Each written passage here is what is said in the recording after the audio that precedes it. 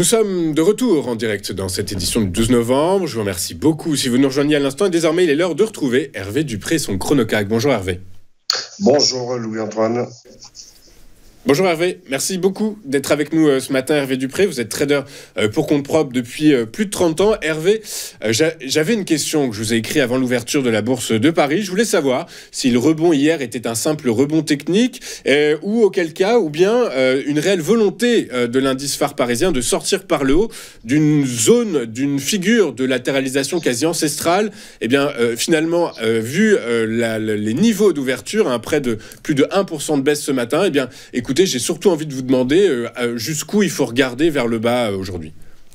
Alors, je dirais que compte tenu de la situation des marchés US hier et donc de la situation post-d'élection de Trump, l'important est de regarder les points très précis techniques.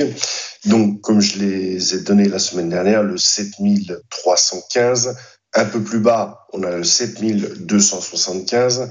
Mais pour ce matin, on voit que le marché a directement est en train actuellement de réagir sur le comblement de gap à 7338, ce qui nous donne un range probable matinal entre large, on va dire 7275 et le gap de clôture d'hier, 7426. C'est le range à travailler pour ce matin. On n'a pas d'éléments macro plus que ceux-là qui vont tomber ce matin, l'IPC de l'Allemagne étant tombé.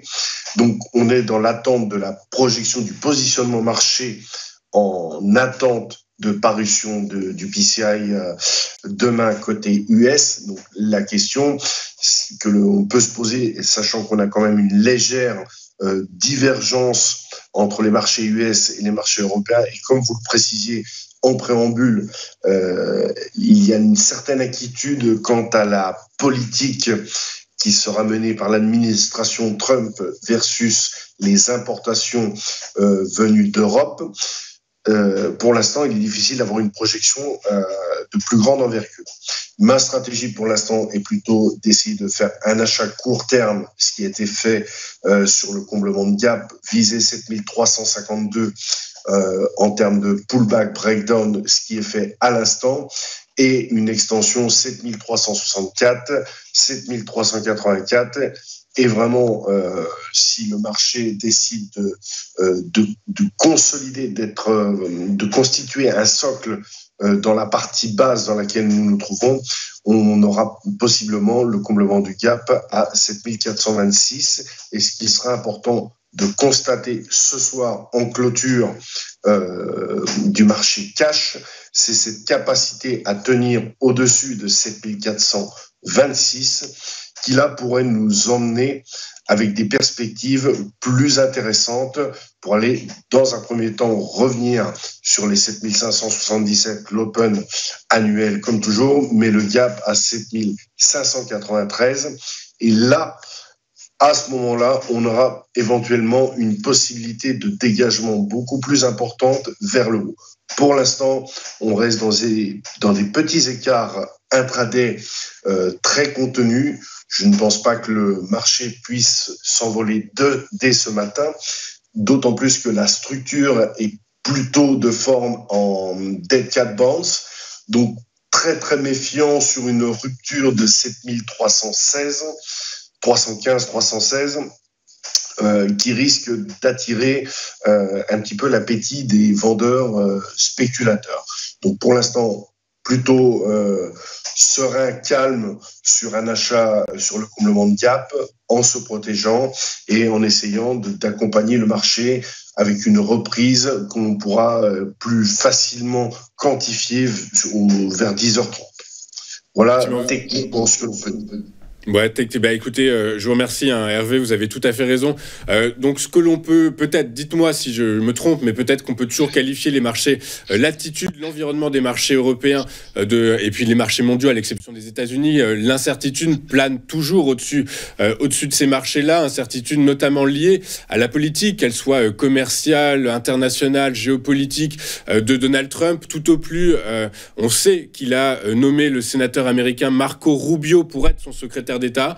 Selon les premiers retours que les analystes font de cette nomination, eh bien c'est probablement la personnalité la plus belliciste qu'il aurait pu choisir. Donc c'est peut-être un premier indicateur, mais en tout cas, chose est-il que tout le monde se pose la question de savoir comment Donald Trump va gérer ces dossiers, que ce soit les dirigeants du monde arabo-musulman, réunis en sommet actuellement, qui pareil cherchent à comprendre comment est-ce qu'ils vont pouvoir travailler avec les États-Unis. Ce matin, c'est les actions asiatiques qui ont chuté parce que, eh bien, toujours, elle se pose la question de savoir comment, notamment, le secteur des semi-conducteurs va être impacté, le secteur asiatique des semi-conducteurs va être impacté par la politique commerciale de Donald Trump. En Europe, évidemment, l'Allemagne et la France se demandent également à quelle sauce elles vont être mangées. Donc, beaucoup de spéculations pour l'instant, mais toujours beaucoup d'incertitudes. Est-ce que ça vous va, Hervé, pour expliquer un petit peu la mentalité des marchés actuellement? Oui, on peut justifier par toute explication que l'on veut. La certitude, c'est que dans le monde financier, il y a les US et le reste du monde. On voit bien que la réaction côté outre-Atlantique versus l'élection de Trump a suscité un engouement assez important. Après, vous parliez, ce qui me paraît important, c'est les semi-conducteurs. Donc, via les techs, on voit qu'il y a quand même, après ce bump côté tech, il va falloir faire un pullback, plutôt un throwback par rapport au breakout précédemment franchi.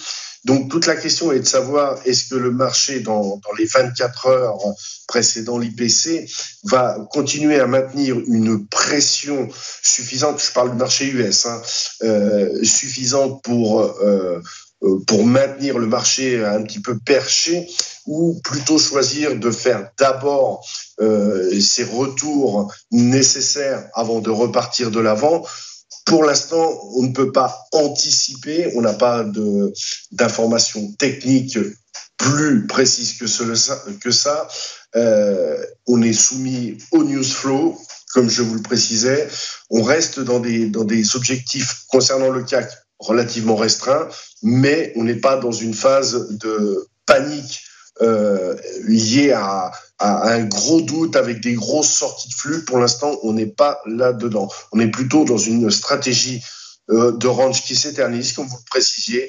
La constitution d'un socle est très importante pour envisager une fin d'année plus positive. On est dans cette constitution de socle à l'heure actuelle où je vous parle.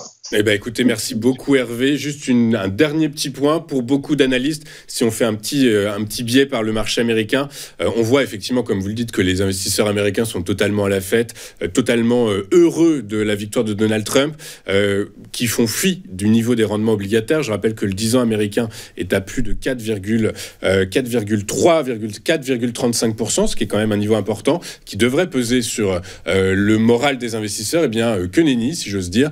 Certains analystes disent qu'il faudrait que les taux à 10 ans américains atteignent les 5% pour que les investisseurs commencent à modéliser un risque obligataire. Du coup, on en est loin, l'euphorie peut continuer à Wall Street. Tout à fait, c'est sans limite, c'est les États-Unis. On voit particulièrement sur le Bitcoin, comme vous l'avez précisé en préambule, une capacité à prendre des progressions à 2 chiffres quotidiennes. On est dans la pure spéculation, on est dans l'euphorie. Tout ceci va se réguler à un moment donné. L'important est de ne pas suranticiper la phase de régulation et de ne pas aller contre l'euphorie et de ne pas non plus vouloir participer à l'euphorie au moment où c'est trop tard.